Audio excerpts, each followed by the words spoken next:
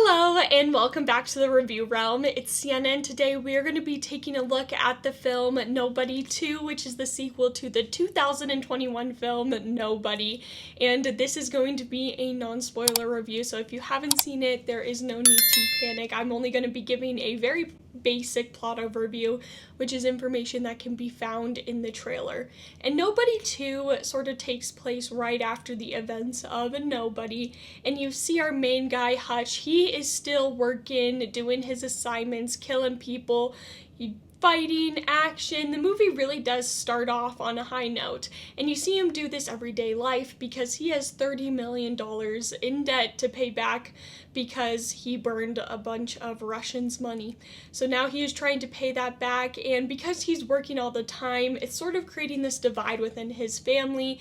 His wife and his kids are sort of doing their thing, and they don't see much of Hutch at all, and he's doing his thing, and it just really feels disconnected. So what he decides to do is they are going to go on a family vacation, and Hutch as a kid only went one place for a family vacation, and that was Plummerville. And Plummerville has a water park and sort of like a carnival, little carnival type games, an arcade, things of that nature, just a fun family vacation spot.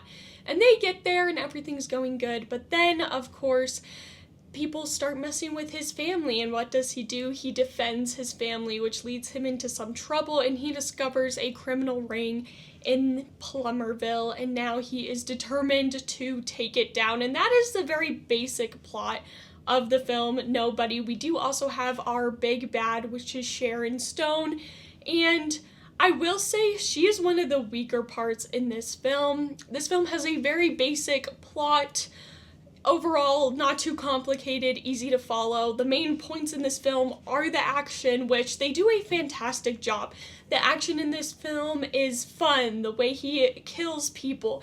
It's new and exciting, especially with this setting of you're at like a water park. They do a great job of incorporating the setting into the fight scenes, and also setting up things in the beginning, which then come in handy later in the film as well. So overall, the film does a great job with the action. That's really where this film thrives. It's great. Even with the first Nobody film, it really does thrive off the action sequences.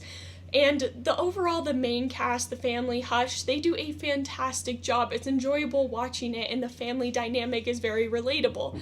But Sharon Stone, overall, her villain just sort of felt disconnected is the best way to put it, because there is a criminal ring within this town and she is kind of overseeing it. It's important to her overall organization, but she's not really in the town until the climax of the film, so it does just kind of take away. She seems very over the top in some sense. That's the best way to put it, which this film is very silly, especially with the fighting and the action and the way some things are delivered. So it's what you'd sort of expect, but just the way they used her villain doesn't really fit well together. They could have made it more local. For example, they do have some bad cops, which were really well done, actually, and enjoyable villains in this film.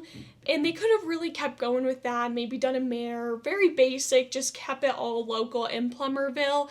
But Sharon Stone's character just seemed a little over the top in some senses, which I think did take away to the overall film, but it was still very enjoyable. This film is still fun to watch, especially if you are a fan of action films.